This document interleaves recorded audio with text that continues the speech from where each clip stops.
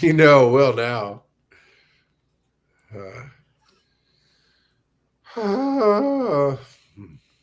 so I have my travel headset. So getting prepared for this trip, I have lost, as we all do, right, in our collections. I've lost cables, and my I was going to grab my. I have two Yeti Pros. One stays at my office, and one stays in my studio. And of course, on a travel, I don't need the Pro part of the Yeti Pro, which is XLR connections.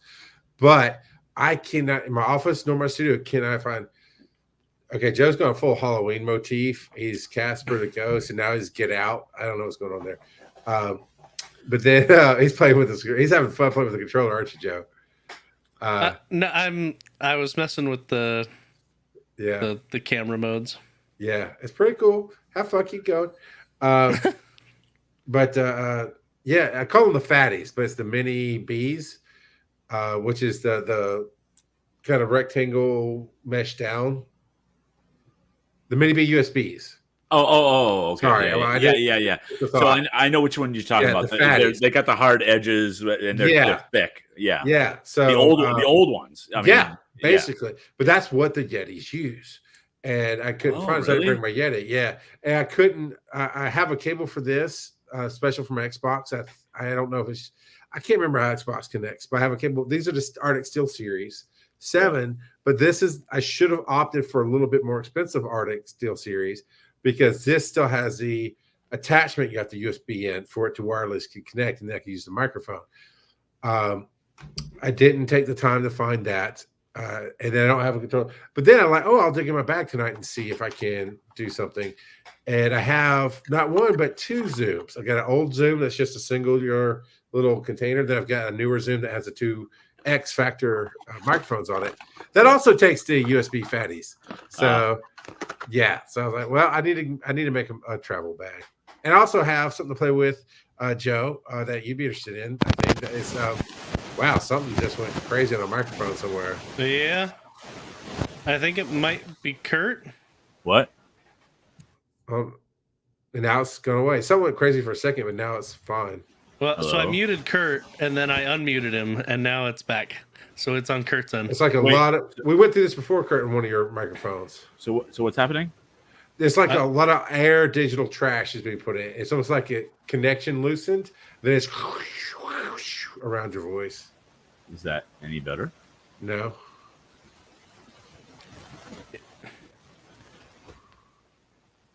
All right, because I'm not hearing it. So Right. let me see something. I do remember you and I went through this like a couple years ago on FTH. Which tap your microphone. Make sure we're using the right microphone. No. Yeah, wait. Yeah. Yeah, it's correct. Yeah. Let me make sure that the Logitech mic is muted. No. Check the setting. Also check the setting on your StreamYard. Make sure it didn't like do auto anything on your microphone.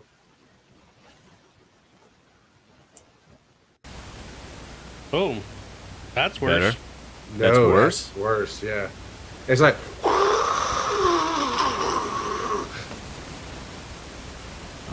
Is that any better? nope, didn't No. change. That's wait, Hello. that's better. What are you change? What settings are you changing? So I just turned on and off echo cancellation, but It's weird because it This is didn't happen dumb. last week. It did not happen until like what 2 minutes ago, Joe. Yeah, like you shifted and then it did a cord fall over. Nope, but I may have hit a chord. So hold on a second. I've been theoretically. Wait, Yep. yes, yes. Yep. You know what it is? My XLR cord Is sucks. it loose? Yeah. Yeah. So hold on a second. Just give me a second. I do have another one. While he does that, Joe, to brace you for the war that's coming, we may have temporarily lost access to our PayPal account for the show What? because it's on a somehow the phone number is not in there as it should be, and it's on a authenticator app, which is usually fine, but for some reason I have every other PayPal account on my phone except our account, and it's like try a different way, and there was no. It wouldn't This send me makes a anything. lot more sense to me now. Okay, put the headphones so I'm gonna on. work on it. I'm gonna fix it, buddy. Don't sweat it. Don't worry about it. This makes sense to me now because I've had times where I've been recording and it's been shitty, and I'm like, what is going on? So hold on a second. Kurt's a potty mouth. It's true. Uncle Grandpa, can you swear at me some more?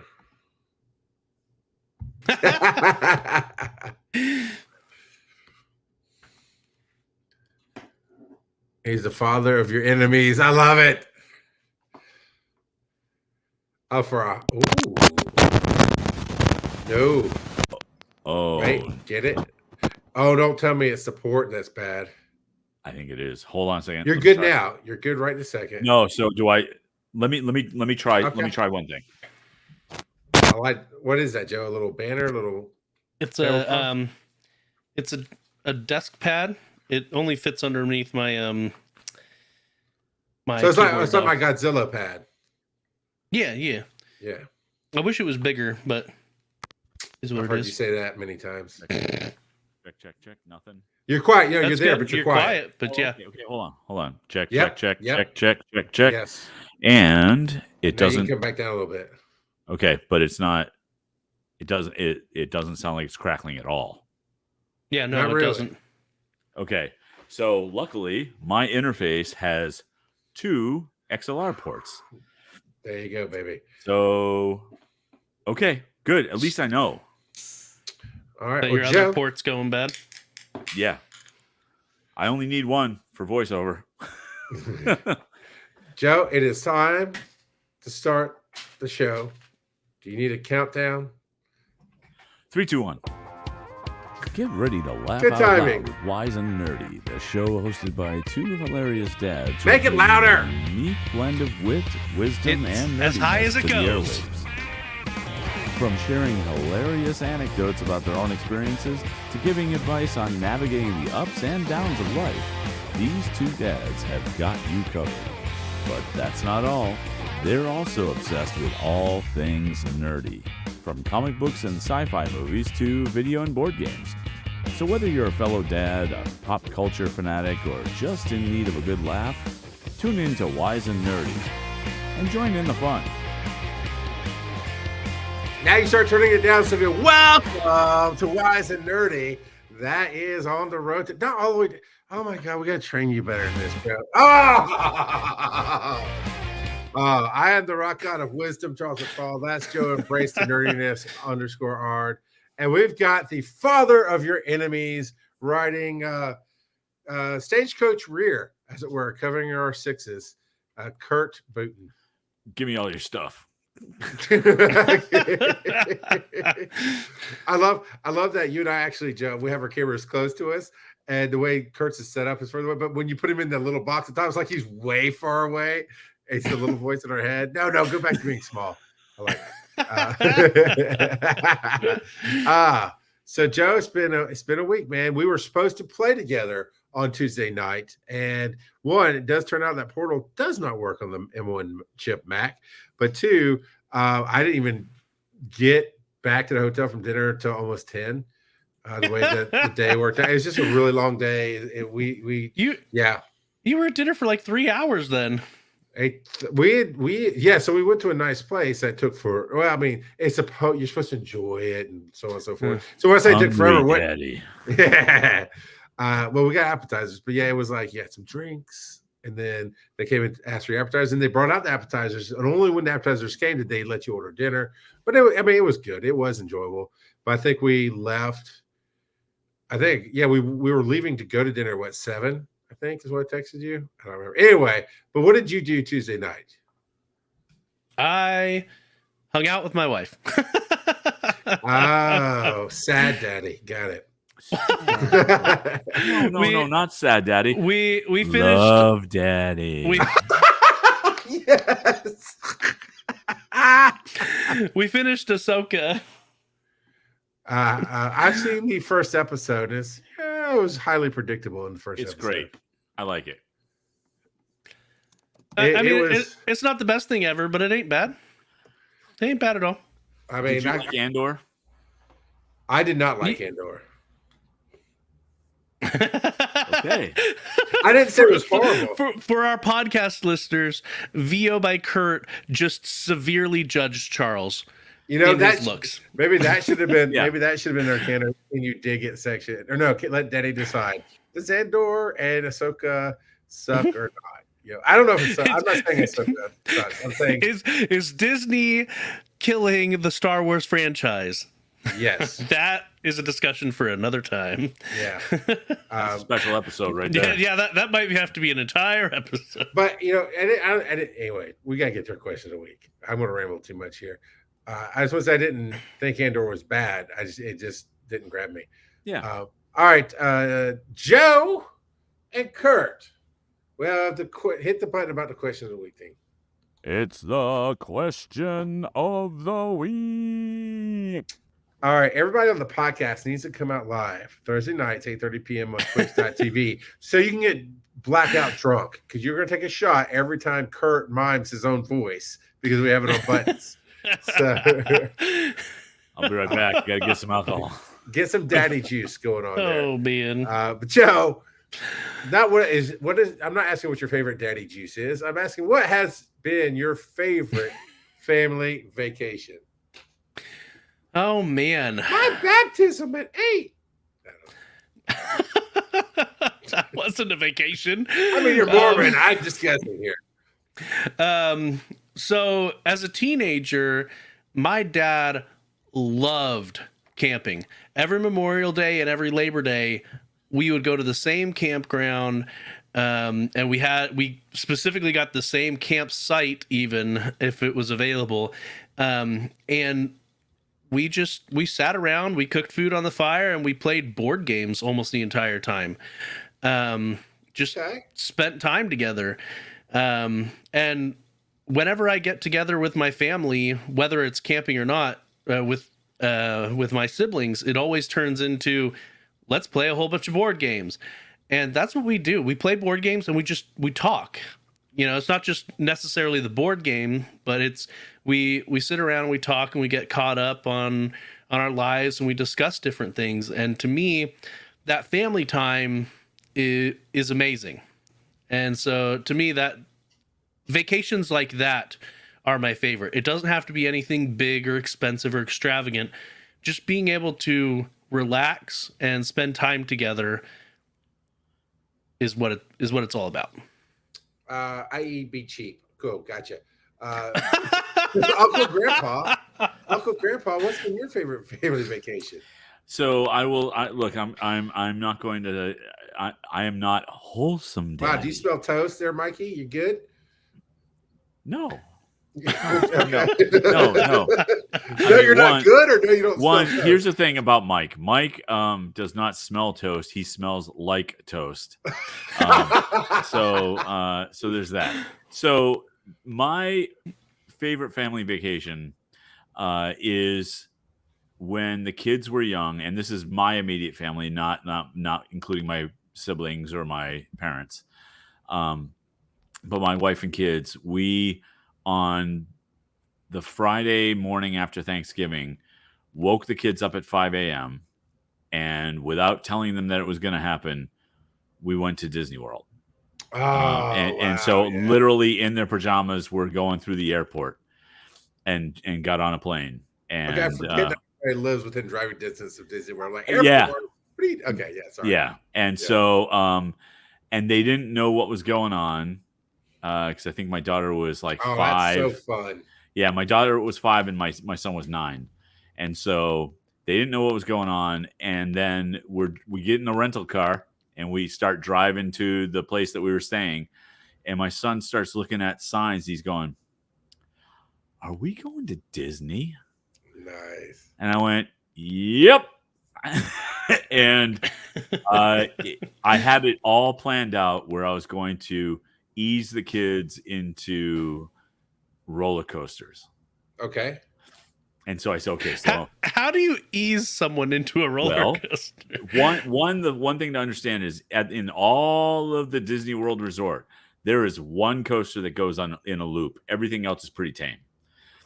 But you kind of like, there's Big Thunder Mountain Railroad, which isn't that big a deal. There was a Goofy roller coaster that was also pretty mild, and you just you ramp it up until you get to the Rock and Roller Coaster over in Disney Studios, which is the one that has the corkscrew and it basically shoots you out of your starting position like a baseball in a pitching machine.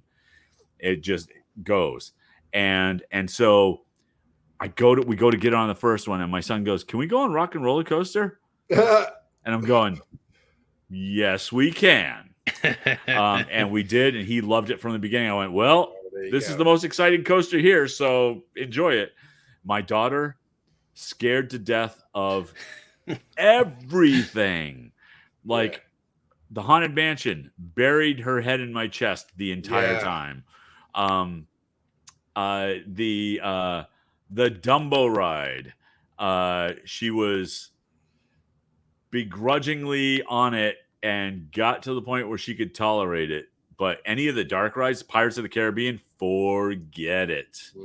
And so that was interesting. But she was all about the character meet and greets. Yeah, I love that. So we had a little character meal with the Winnie the Pooh gang, and my daughter was my daughter and my son were great big Winnie the Pooh fans at the time.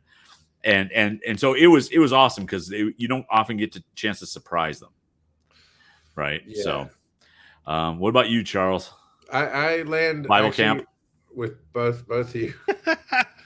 Growing up, it was absolutely we didn't do camp. It was absolutely Bible camp. That's what he just said. That's what I heard. That's what I heard too. Look, that was not my favorite. I went to a bunch of those because my dad was a youth pastor, and I was too young to be left at home. So me and my sister went to all of them. So screw you guys. I'm going home. You're the one that brought up Joe's Mormon. Because nobody understands what that is. Everybody knows what Bible camp is. It's the crappy one where you sweat your balls off and sing about Jesus. So no, I landed in between or with you, Joe. Growing up, we would go visit family and different things, but the closest to camping, because we weren't a big camping family, but my grandfather owned property on the side of a mountain in North Carolina. And you use one of those gravel driveways, you drive up past the first couple of trailers and go on, and everything's kind of a single wide trailer. It's not like a trailer park or double wide, rather. They're modular homes, I guess you should say. But you get up to the next plateau and he's flattened it out pretty large, and then they own a quarter of the way up the mountain, whatever. Somebody where's that coming from? I got a thumbs up. Did y'all see that? Yeah. Did y'all do that? Did you do that, Joe? No. That was interesting. I got a thumbs up. You did that. That might be from the new OS stuff. I don't know. Lying daddy.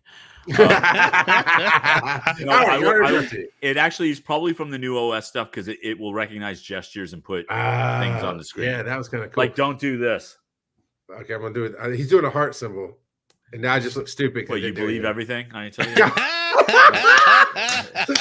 Oh, you got me, Kurt. You got me. No, but I think the double thumbs up, it will do something. I don't know. I think you're right. If somebody doing a thumbs up or something, and did that little speech bubble. That was kind of cool. All right, so I would get to see my grandfather and my grandmother, and they had a beautiful back porch, and we usually go in the spring and or the fall, so that the seasons were changing right before. And the spring is like right when they got there, early summer, that kind of thing. And I just remember. You didn't, like you were saying, Joe, there wasn't a whole lot to do. You played some board games. We had an Atari, so we would take it with us and play some video games because I was over. But you'd sit on the deck after dinner for hours and just listen to the animals in the mountains, and the adults would talk and you'd jump in, or it was just great.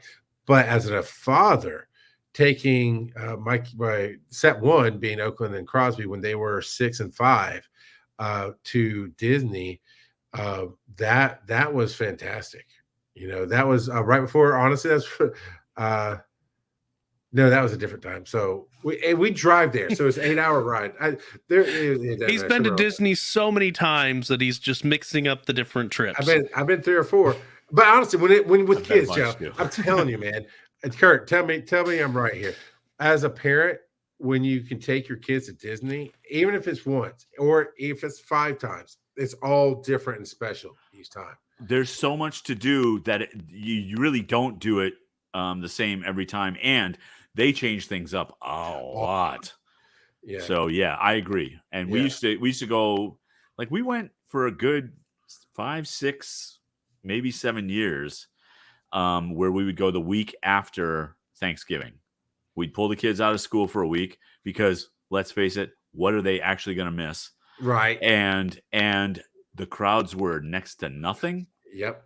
And all the Christmas stuff was up. So it was fantastic. It was great. Mickey Christmas is impressive.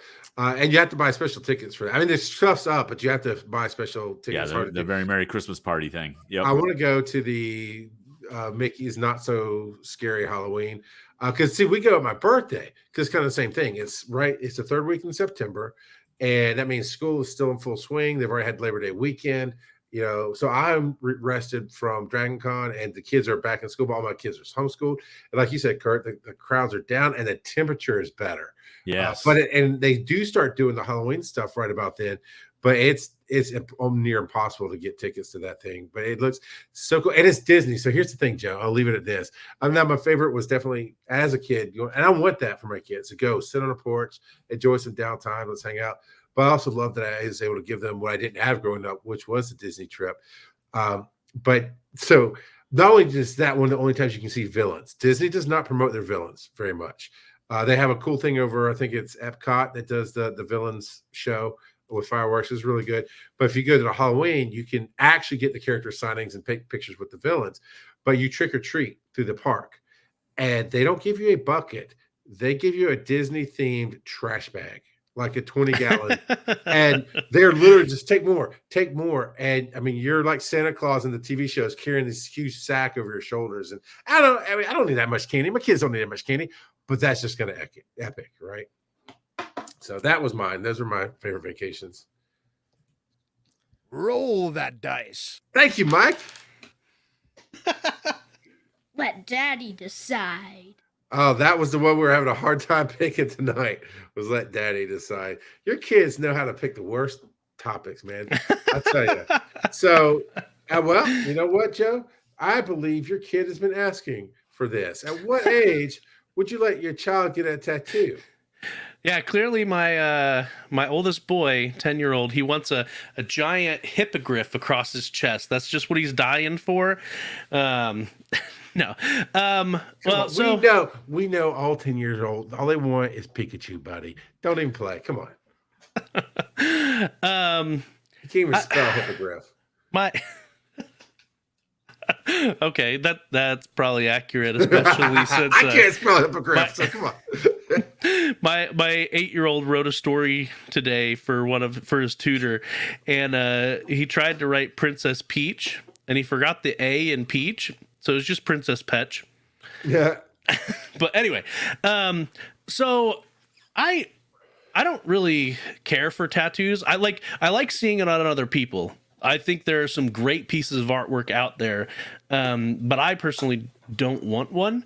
But as far as letting my kids get one, I wouldn't let them get one until they were 18, basically until they were an adult and could make that decision for themselves.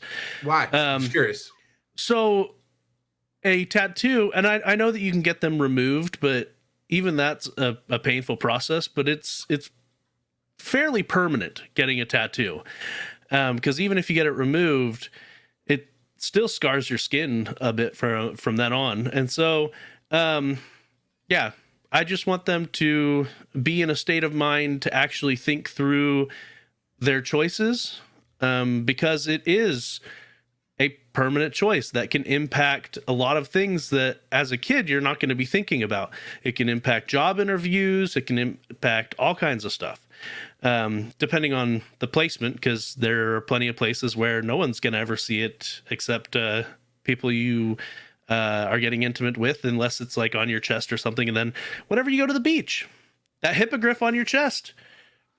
I'm just letting you dig. I am not jumping in. I'm going to let you hitchhike on this whole buddy. Keep going.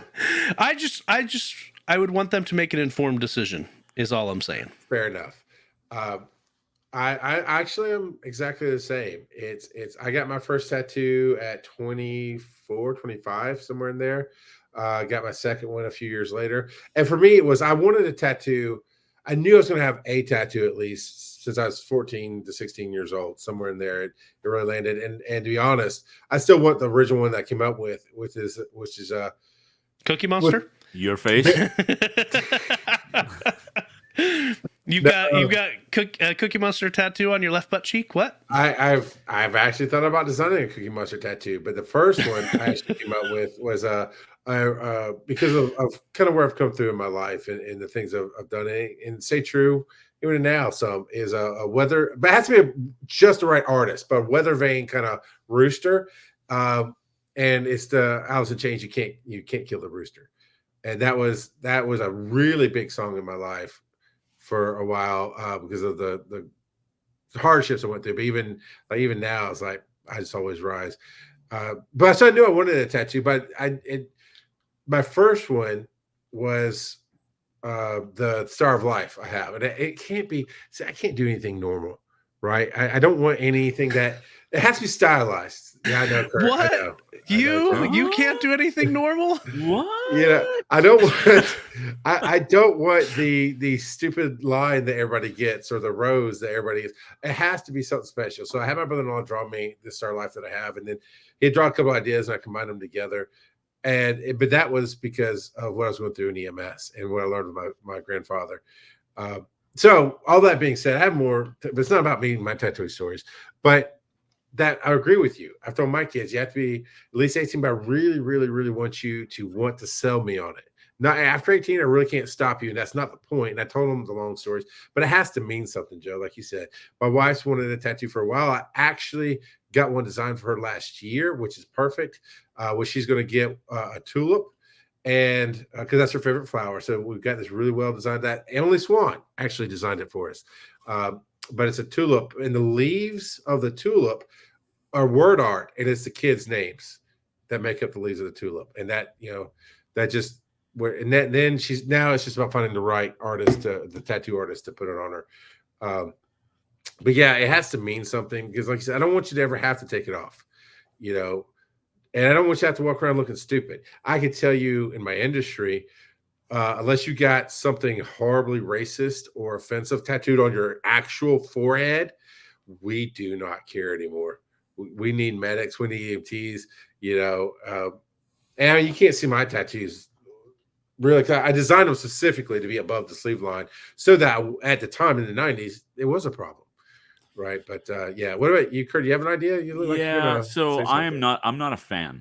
So I'm gonna say my daughter has a couple of tattoos, and she didn't get them until she was out of the house.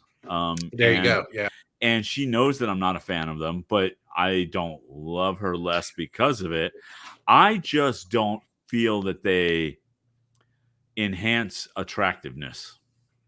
Sure. I think they detract. And I've seen too many really good-looking people with tattoos, and it takes away from their natural beauty. And I'm not talking about just women. I'm talking about just generally. It just, sure. I don't get it. I appreciate the art and the art work. I mean, and by that, I mean the actual work that goes into it. Yeah. I mean, there is some amazing artwork. Yeah. I would rather see that on a canvas. I don't care. I don't care for the skin art. I've never been a fan. Never like. Yeah, it's art. It's an eye to the beholder, right? I can't agree with you. There's definitely people where that detracts, and we won't go into the details here, but there's definitely people that, oh man, no, you don't think, I think you're more attractive because of it, but I can remember seeing certain tattoos and going, I like this person more because of it. It depends. And there's some really, for me, there's some amazing artists who do stuff that looks like actual animation on your arm, like 90s cartoons. There's ones that looks like a patch, like a threaded patch, and it looks so good. I want some of that. What about the fake tattoos? Did you ever do that on your kids? The rub-ons, whatever. Yeah, sure, sure. Oh man, we went through a phase between when each kid hit between 1 and 3. they were never not inked up. And Oh, there yeah. were times because I was a paramedic, so I'm literally gone for 24 hours, home for 48. And so I had a lot of time with my firstborn son, and I'm a little crazy. And I made him look like a jailhouse punk for a while. I mean, we had tattoos. We made sleeves out of these press-on tattoos all over his chest. We put Thug Life on his belly. His mom thought it was kind of funny. The rest of the family did not like it. And we're like, he loved it. He would look at my tattoos. I'm punk. You know, it's so fun. Well, and going to like things like fairs and whatnot, where they have the face painters and whatnot, Sure. it's not much different, really. It's just on your face, which is Yeah. which is a whole different thing. But I don't care. I don't care about that. It's the permanence. It's like, honestly, and particularly for younger people, and this is going to make me very unpopular, so this might be my last show. But but for anybody under 25, your brains aren't formed fully. Sure. So you're not of the right mind, whether you think you are or not. You are not of the right mind to make a decision based on something that is supposed to be permanent on your body. It just, regrets are regrets, and not regrets. No, I intentionally, I'm not going to get it, but I totally want a no regrets tattoo. I know. It's so, Intentionally. it's so. I know, because some people are so stupid. And that's Well, but no, yeah. people get those now. Oh, yeah, I know. Just It's because of ironic. Yeah. Just have it designed with Cookie Monster eating cookie dough. No regrets. My Cookie Monster one was weird. But I wanted cookies. I wanted a snowboarding Cookie Monster that was like, what? Okay, at the time I was drinking a lot and playing SSX Tricky, which is a snowboarding game on PlayStation. And I wanted a snowboarding Cookie Monster that was like super buff. And my wife's like, no. However, if I could get that artist that can do the patches that look like 3D, I bet you that would look amazing. Anyway, roll that dice, baby. Roll that dice. Baby. I didn't take a shot. Kurt didn't. I didn't do it. Personal story time. This is all yours, Joseph. Yes. Personal story time. So I wanted to talk a bit about how our recording setups have evolved over the years, because I've been podcasting for almost 8 years now, and you've been podcasting for longer than that. Almost 18? Dude, no. August of next year will be 20 years. 20 Holy crap. Yeah, man. And Kurt, he's been podcasting since like the 1920s. Yep. So Yep. I first podcasted on a wax cylinder. I would buy that and keep that. Kurt's podcast on a wax cylinder. This just in, Edison invents a new invention that I'm recording on that nobody has, so they can't listen to it. No, okay, Kurt. We're gonna come back to this. I want you to come up with it. Give me like one of these ads, like Audible ads for a podcast, but like Edison, when he invented something, he got an Audible sponsorship before it. All right. So Joe, you were saying over the years. yeah, so I started off with a really cheap headset microphone, and it was bad. That's what I started with you. It wasn't. Oh yeah, I got your mic very fast. It wasn't distractingly bad, but it was bad. And I think that's what, advice to me and Emmett didn't let him podcasters. talk much. Advice to podcasters: just use what you got. Especially nowadays, stuff has gotten so much better. As long as it's not distractingly bad, you're good. You're good. Now, if it's like Kurt's white noise when we first started, we stopped and we fixed that right away because it was distracting. Right. And so, so I started off with just a headset. Then you got me the Yeti, Yeti microphone. Thanks to Chris Tony P. Henderson. Tony P?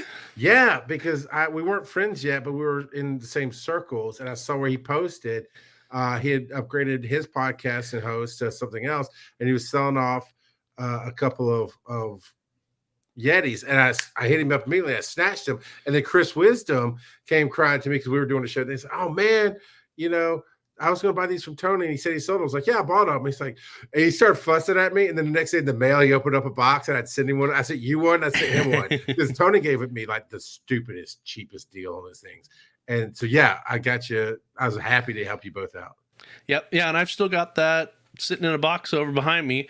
You didn't need to get him to sign that. How crazy is that train? Is that it went from Tony? Yeah, it went from Tony to you, and then we all ended up kind of working together and doing stuff together. It's been amazing. Yeah, and it came with a little desk stand for it, but anytime I bumped my desk, you could hear it. And so what I ended up doing, and I've got some pictures of it. Yeah. I took an old wire bookshelf, took all the shelves off of it except the top one, put it over my monitor, put a blanket on it, and then hung the microphone with some twine. And so it was no longer directly connected to anything except the twine. And so it wasn't going to get those vibrations. Then I made my own pop filter out of one of my wife's nylons. And I took I taught you that, right? Yeah. Either somebody did. Yeah. And I took the metal, the metal top off of a old country lemonade canister. They've got the metal ring on it. I cut that off, put the nylon around it, and attached it to my microphone with pipe cleaners. Yep. And I used that for quite some time. A couple of years, yeah. Yeah. And then I went to a used music store here and found myself a Shure SMB 7B, that thing, the one that everybody has, right? Except for me. And yeah. Well, yeah, I'll get back to that. Well, and then I had a really cheap XLR mixer that just went straight into the it wasn't even a USB interface or anything like that. And to be honest, it didn't have enough oomph for the Shure SM7B. It's a bit of a gain hog.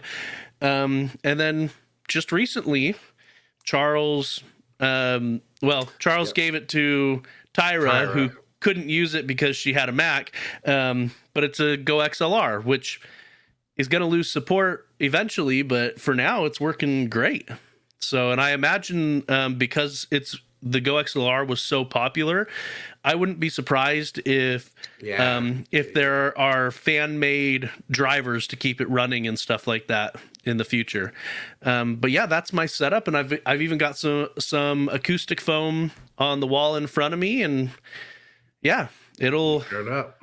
Yeah, I honestly think the next thing, I think sound-wise I'm good, but I think the next thing I want to do is get a better camera and better lighting in my studio area.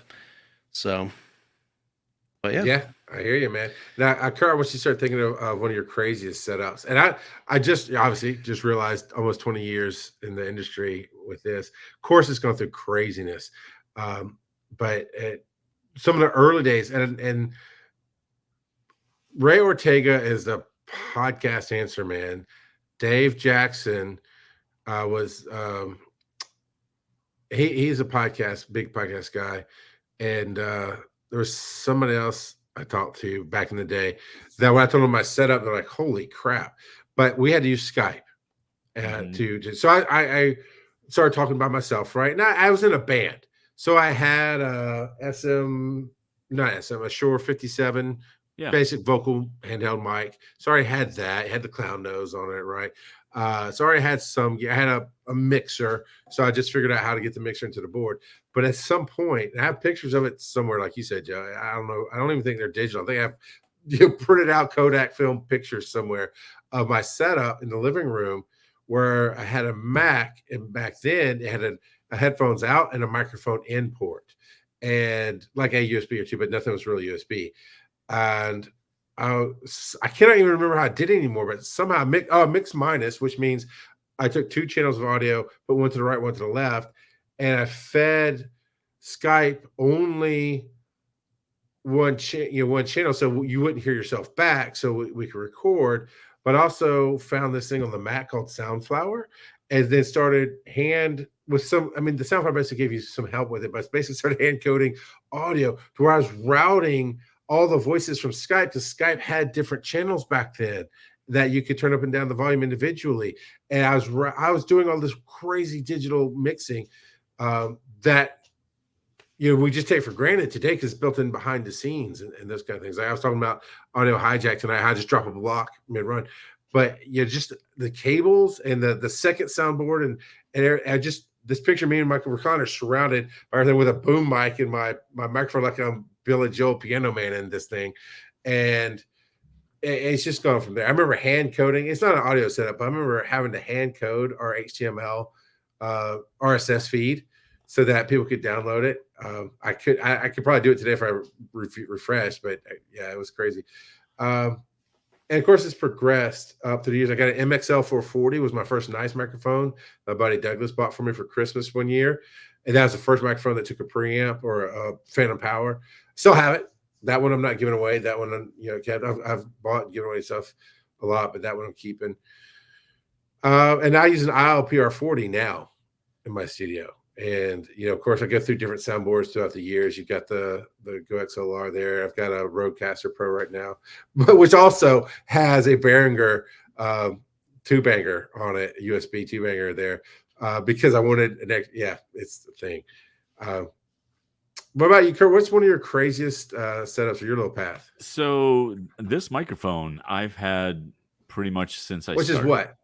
So this is actually it's a Scarlett, I think it's SI2, no, CM2.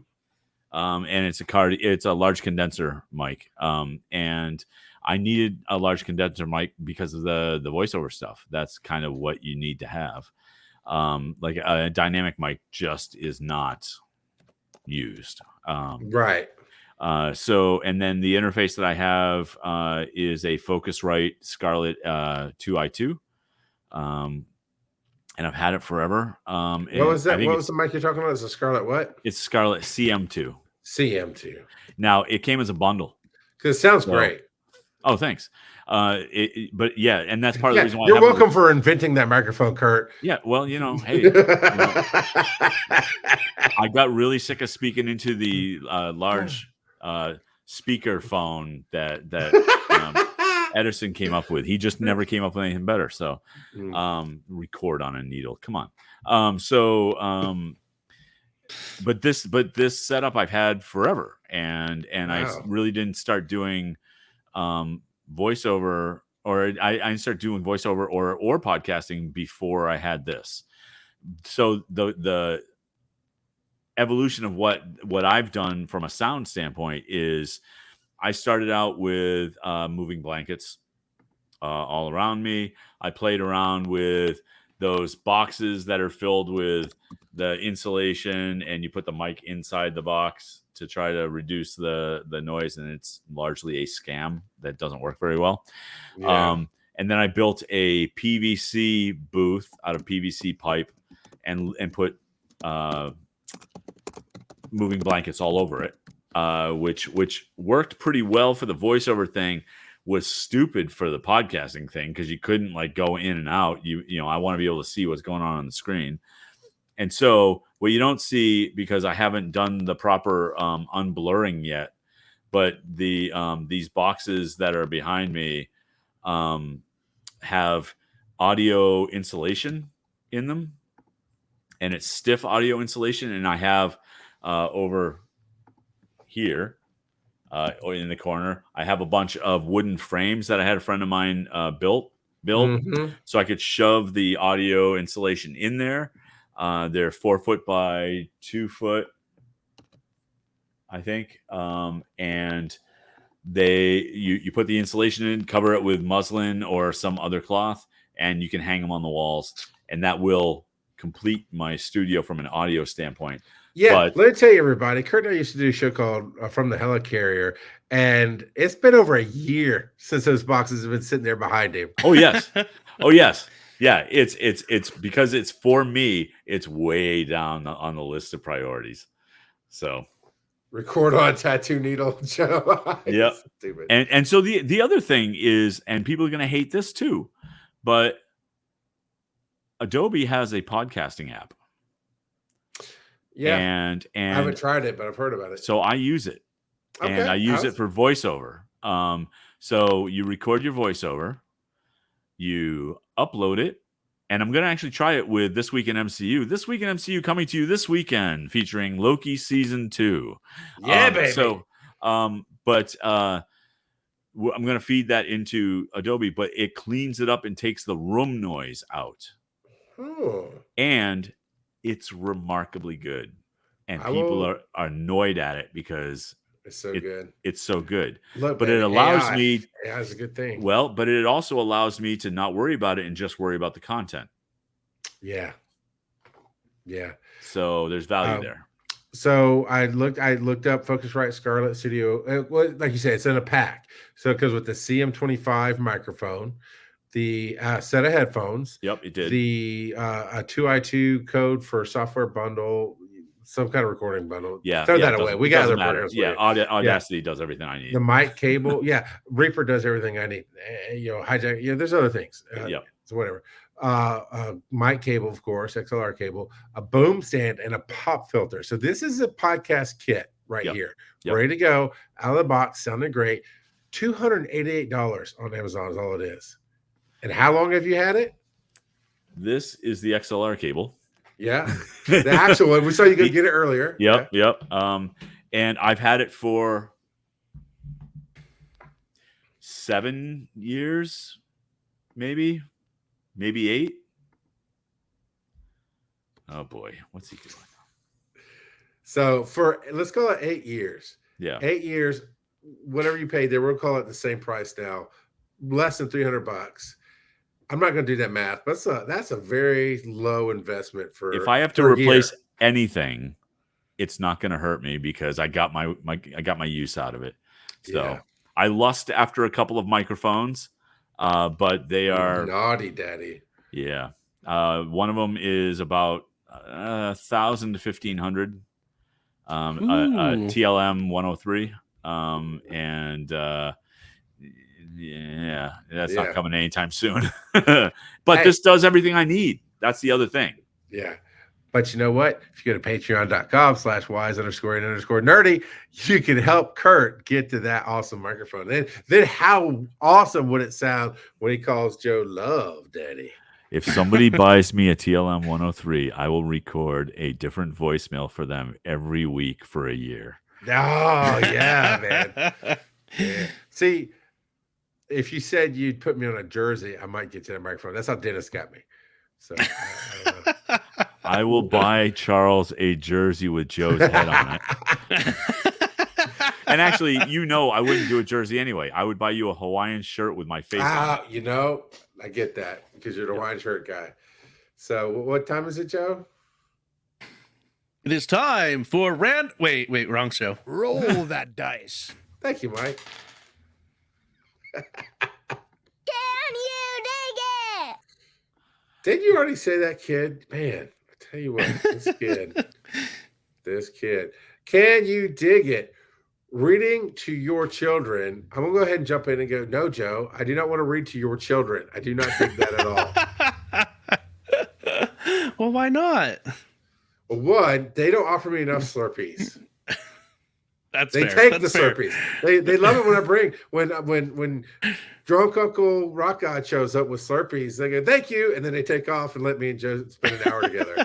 It's awesome. I bribe the crap out of them. But anyway, you brought up story time, basically. Yeah. I have been reading with my kids for years and years, and within the past 2 years, started reading some longer form books, stuff that you can't finish, in a night. And so we just finished the Harry Potter series. We've read the Adventurers Wanted series by M.L. Foreman that probably no one has heard of. I would be very surprised if any of our listeners have ever heard of that series. I have, because you told me about it. Because I've told you about it. Yeah. It's kind of a mix between The Hobbit and Narnia. It's really good.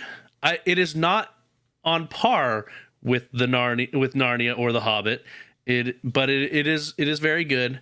My only gripe about that particular series is that the author was forced to finish the series a little bit earlier than he was wanting to, because he had a stroke while working on the second to last book.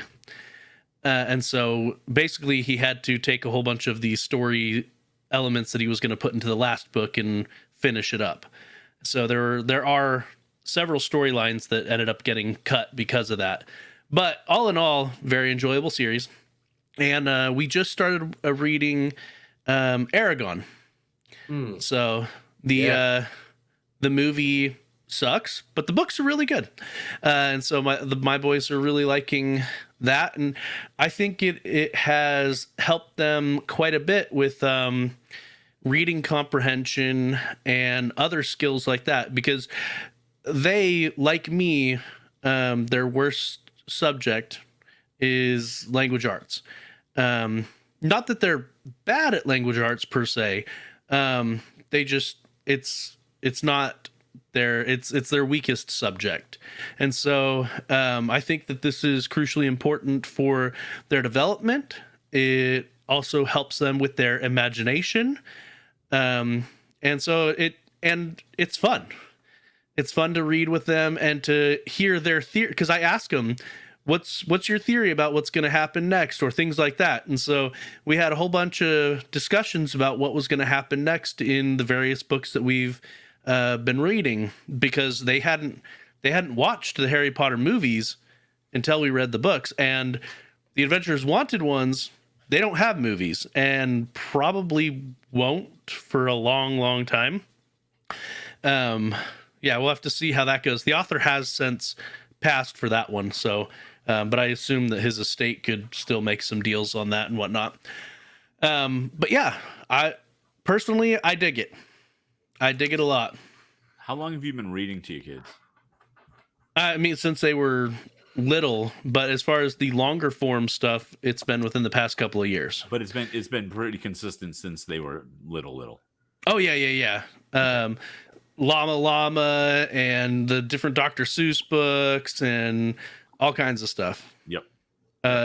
Dragons Love Tacos. They loved that one for a while. The Eric Carlisle stuff. Very Hungry Caterpillar. Brown Bear. There's a whole bunch of them. I did the same thing. I mean, we didn't read the long form stuff. My kids just ended up doing that stuff on their own. But reading to my kids, when my wife and I decided to have kids, we said, okay, so we're going to have a bedtime routine, and this is what it's going to include. It's going to include a song with the kids every night, and we're going to read to them every night. That's just like one of the routine things. And so the entire time, like, it was just like the routine was, we'll sing you a song, read a book, go to sleep. And it all worked out. And what was really cool is my son at 3 years old, we're sitting in the pediatrician's office, and he would like almost read along with me when I'm reading the stories to him. And I'm going, I want to try something. And I handed him a book that we didn't have. I said, tell me what this says. And I said, if you get stuck, it's cool. I'll tell you what it is. No big deal. And he read this whole book in the pediatrician's office out loud to me. And I went, boy knows how to read. Holy crap. It was the coolest and weirdest thing. And he was 3. And I'm like, we weren't teaching him how to read. He just picked it up and started recognizing things. And it was very, very cool. My daughter, not so much. No, she learned to read more more normally, I guess, for lack of a better term. You know, Standard, she not more standard. standard. Yeah, she learned stuff in kindergarten. You know, she was learning phonics and whatnot when they kept teaching phonics. Didn't always happen. Different subject, different night. So but it reading essential. Like, and my son still reads, and he's 30. Like he'll go to the bookstore and he'll go, hey, you know what? Or go to Savers or Goodwill. You know what I found today? I found these 3 Dragonlance novels. Ooh, Nice. I like Dragonlance. Yeah, but you can't find a lot of them anymore because a Oh, lot of really? them I didn't know that. a lot of them are out of print. The early ones, the early ones, and so so he just goes and he picks them up, and I go, yep, I had that, and just go through them. Yeah.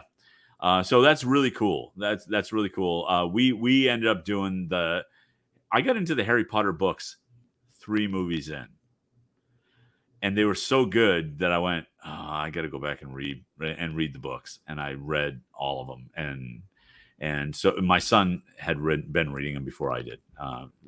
They were so good, and the movies were great adaptations. What about you, Charles? What kind of reading did you do? We got into the Dolly Parton book club that she does for all children, at least across America, if not the world. And up until the age of 5, they get a brand new book a month. And so we did that with every kid. So the Llama Llama series, we got through them. Don't Let the Pigeon Drive the Bus. I mean, just a lot of different books. And so, yeah, my wife and I enjoyed reading, but I was a voracious reader growing up. So kind of did what you talked about, Kurt. Actually, storytelling. One of my kids learned storytelling, not just reading. So I'd hand them a book that was mostly pictures, and say, "Tell me what's going on," and they would do that. But through the Dolly Parton thing, we really read to them and got them really interested. We all look for, we got their new package. They get to open it themselves. Their names on the package, all that. But I love the public library.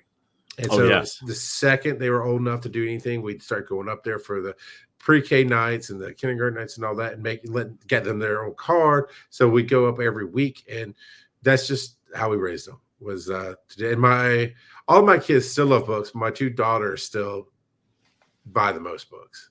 Yeah. So the cool thing that came out of the reading thing for me was, selfishly, when the kids were small, I decided Christmas Eve, we had a fireplace at the time.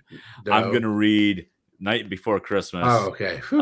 And for me, so I had a rocking chair, had the fireplace going. I had them in their pajamas on the floor, and I would read and show them the pictures, and we'd finish that. And that's how we would close up Christmas Eve. Well, that ended up being a tradition. And what was weird was I didn't intend it to be. I figured 3-4 years, they'll get a little older, they'll be not into it. And then they said, so are you going to read to us this year? And I went, yes. And do you want me to? Yes. Okay.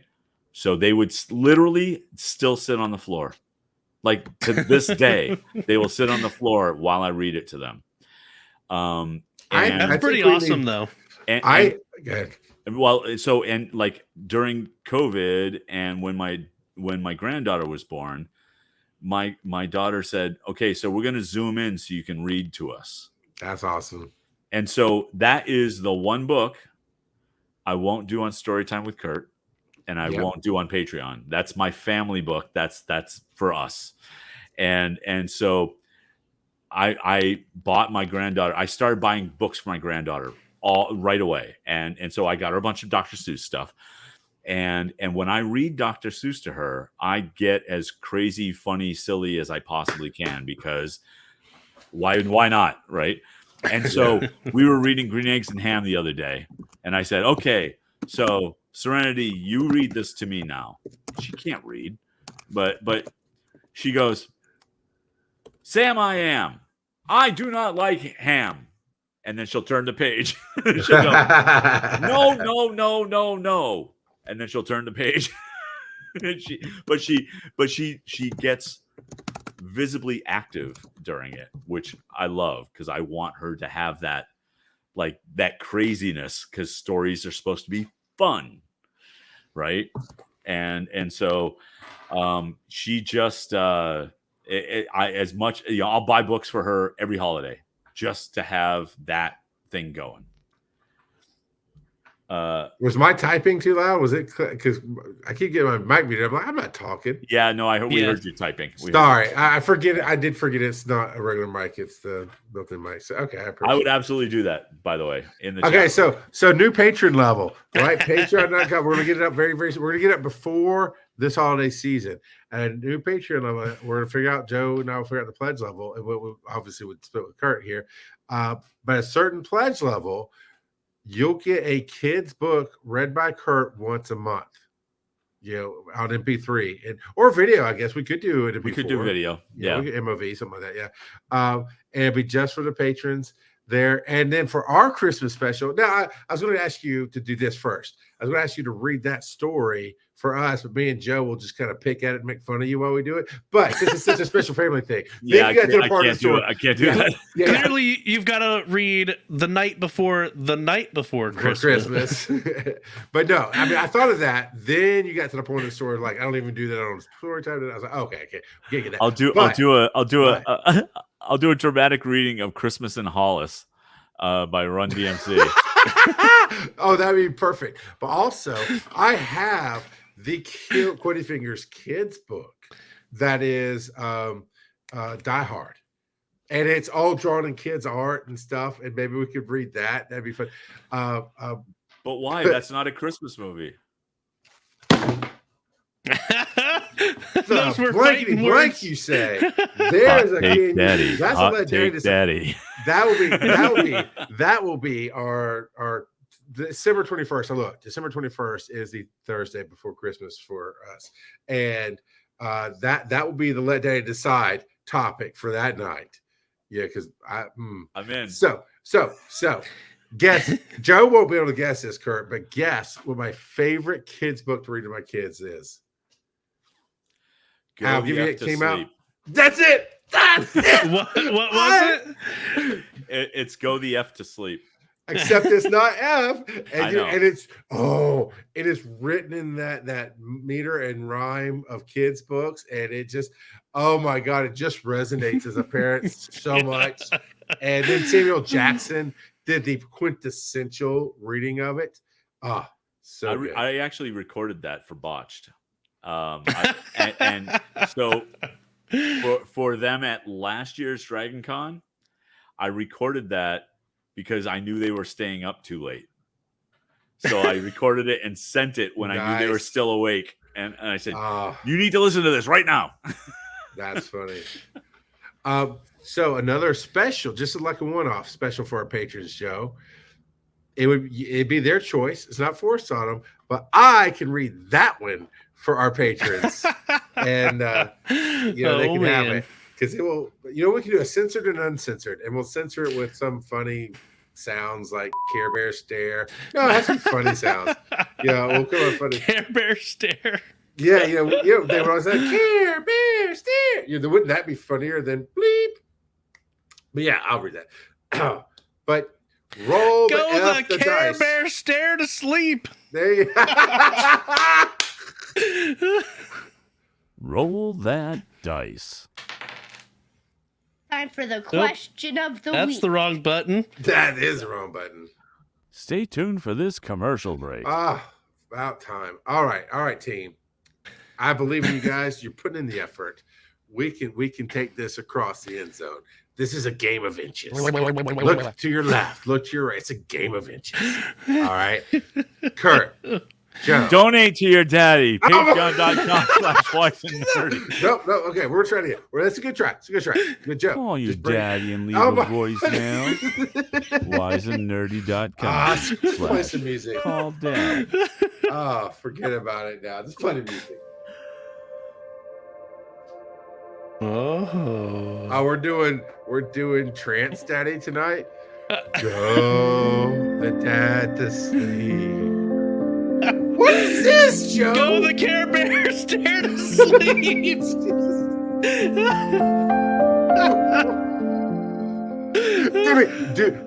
a Patreon ad. Do a Patreon ad, Kurt.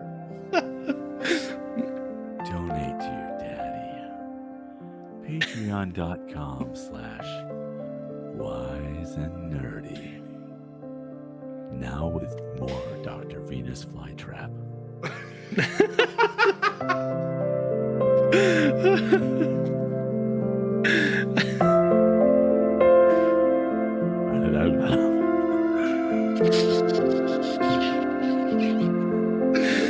I smell toast.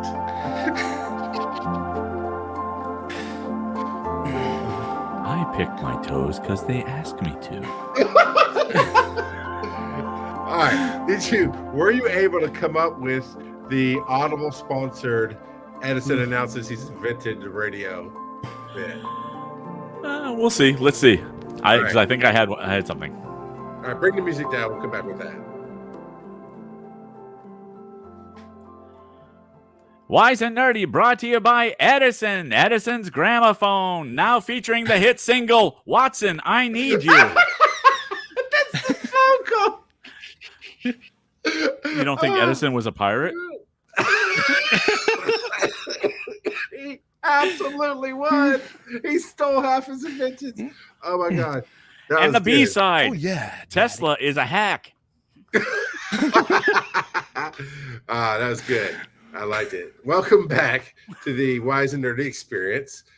Hey, we got to experience it live in 2023. We know we're going to do it at least one venue in 2024. But you know what, Kurt? It's not going to be a one-time only show because Joe doesn't want to do any other cons. Okay, I'm sorry. I'm not bitter. But the live experience is special only to Dragon Con. So make sure you plan this year. So my wife told me if I'm getting paid for it, I can go to more cons. She's okay with it. Well, So we'll let's do it. We'll have to talk after about what paid means. 'Cause I can give you a realistic expectation of something like that. Well, I take it back. No matter what you say, your wife is actually pretty cool. Okay. Roll that dice. Roll that dice. All right. What are you nerding out about now? Well, it was an interesting one this evening.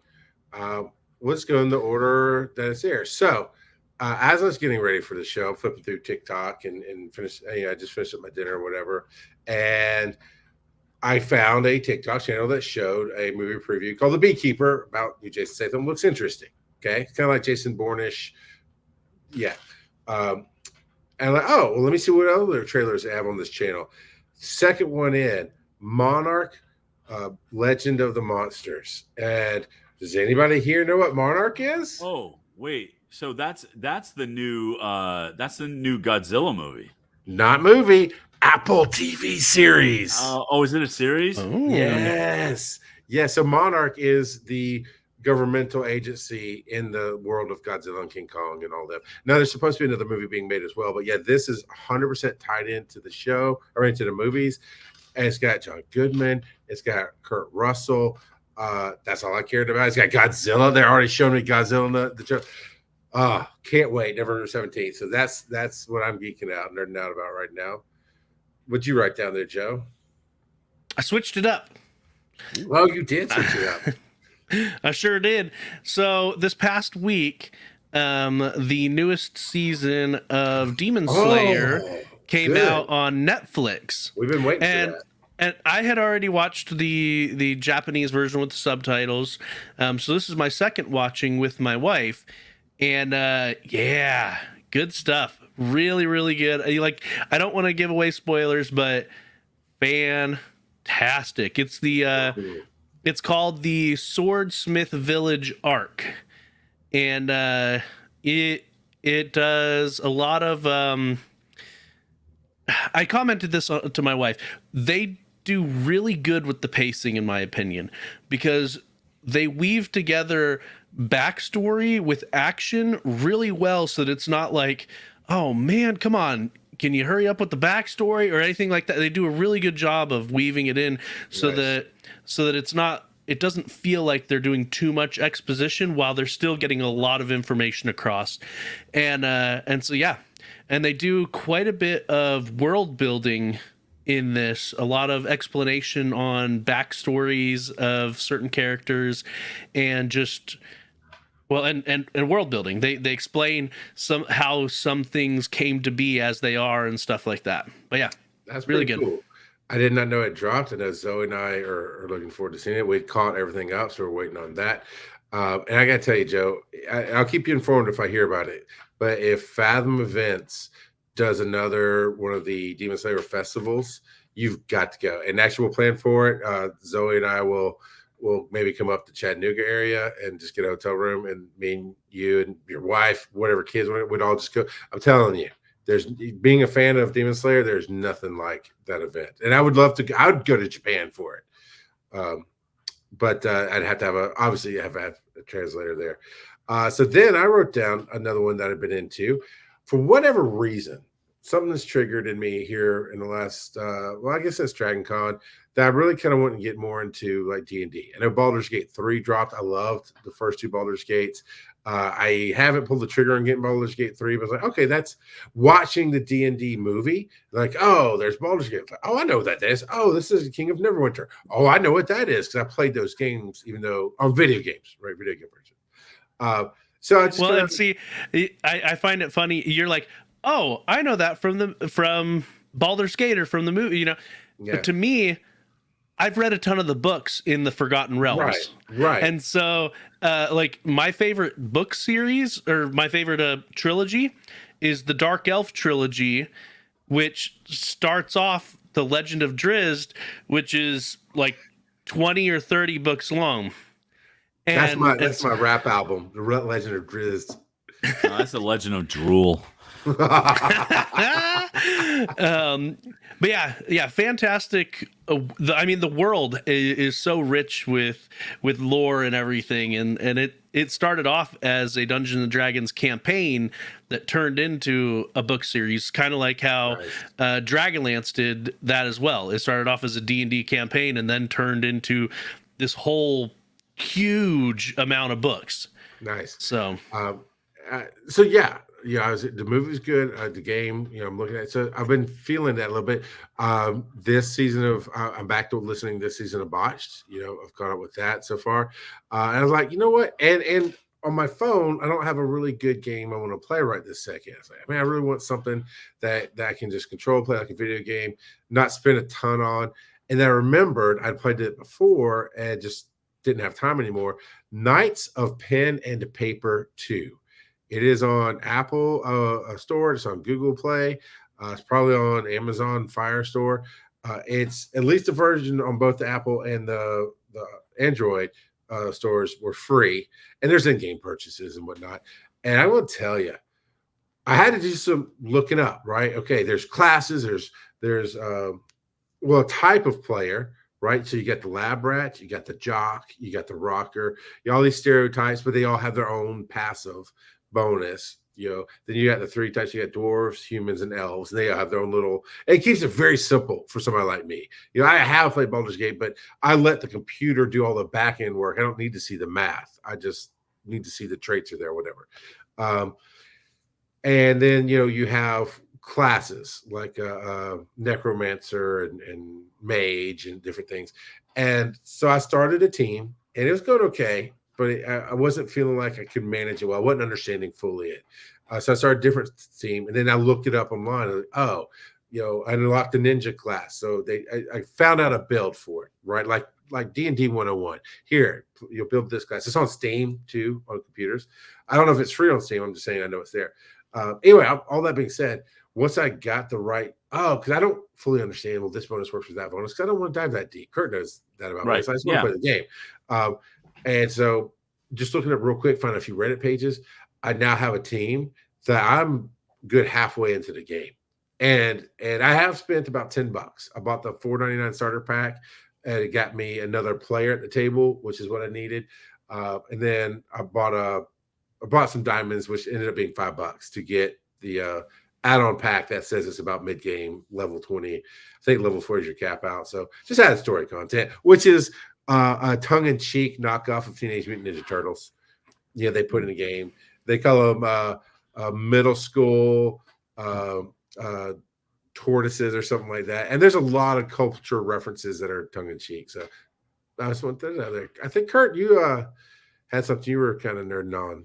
Yeah, so this is going to sound really weird because it's not related to either one of those things. Although I'm very much a fan of Netflix and video games. But I've been nerding out on videos on YouTube regarding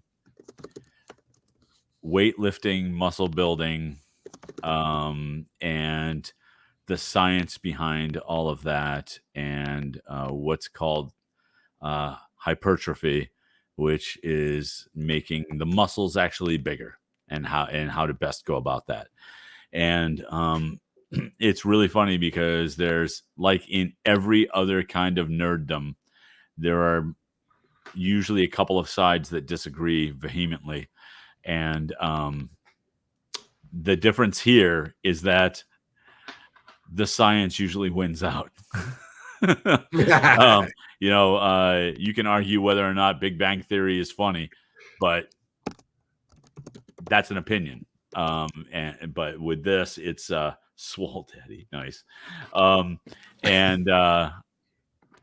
it's because I'm starting to work with a personal trainer, and so I want to see what I can do as an old man. And I like it. Yeah. So you lost weight to put on weight. Gotcha. Yeah, pretty much. Yep. I'm still losing weight, but yeah, but it really, whatever my end goal isn't necessarily written in stone because other things may happen. So wait. Hawaiian shirts. Yeah. Beard. Swole daddy. You're becoming Master Roshi. Yeah. Yep. Although what's funny is, and if you're on the DC Digital Media Track Discord, I found finally a cosplay that I'm going to do at Dragon Con next year. Oh my God, Joe! If he freaking says Jurassic Park one more time, all right, let's see what he says. Smee from Captain Hook and Peter Pan. No, of course it's Hammond. It's Hammond. Yeah. But also, you could absolutely do the Bob Hoskins Smee from Hook. I could. But look, by this time next year, by Dragon Con next year, maybe I can't. Yeah, you could do a cosplay mashup of Colonel Sanders and Hammond, but your bucket is Kentucky Fried Raptors, something like that. Yeah, I've actually been toying around with an idea for a mashup costume. Oh, cool. Now keep it. I want to be surprised. Yeah. So, but yeah, Joe in that Master Roshi joke was very, very close to a bad dad joke. And you got to toe those lines, man. You worked so hard for that. Okay, whatever you say. But speaking of your very favorite segment, it is time for Bad dad jokes. Okay, I got one for you, Charles. I got one for you. See, how'd you do that? I had a button this time. He found the button. He found the button. All right, so Charles, what do you call an paper airplane that can't fly? Desire Harton. Not as much as it's gonna. I don't know. But Charles, stationary. That hurt so bad. You're welcome. Between how proud you are of that and how funny Joe finds my reactions, that hurt. It's kind of a definitive dad joke. It's raining on Charles's screen now. Did you actually grow up with your kids telling dad jokes, Kurt? Not as much, really. Honestly, because most of the jokes that I hear and that I tell are not fit for kids. So But I will tell you, my kids came home, and I think it was my son came home with the best knock knock joke that I've ever heard, and I think ever will hear. Mm-hmm. And Joe, if you don't know this one, you got to teach it to your kids. So Joe, knock knock. Who's there? The interrupting cow. Interrupting cow. Moo! Yeah. My wife and I may or may not have done that one with my kids just last week. They've heard it before, but my son kept trying to say interrupting cow who, and my wife and I just kept saying moo over and over and over. Yeah, and he was like, I just want to say the phrase. I think my son was in the first grade where he actually I played along the first time because you do, right? And he hit the timing right, and I went, you get it. This is awesome. Because you tell kids knock knock jokes too early, and you go knock knock, and they go what? No, you say who's there. Okay. Knock knock knock knock. No, you say who's there, and like it's terrible. Like if you try doing it too early, they don't know nothing. It's like they're dumb. Yeah. That's when you say, hey, what are you eating under there? Because they don't think about it. Right. And then they say underwear. Ah! My son got me with one. He did not knock who's there. He said, "Up, dog." I went, "What's up, dog?" He goes, "What's up with nothing? What's up with you?" Like, you got me. But this one, Kurt, this one got me. Knock knock. Who's there? Disney. Disney who? Disney was my son's favorite freaking vacation, and that's the show, everybody. We brought it back around.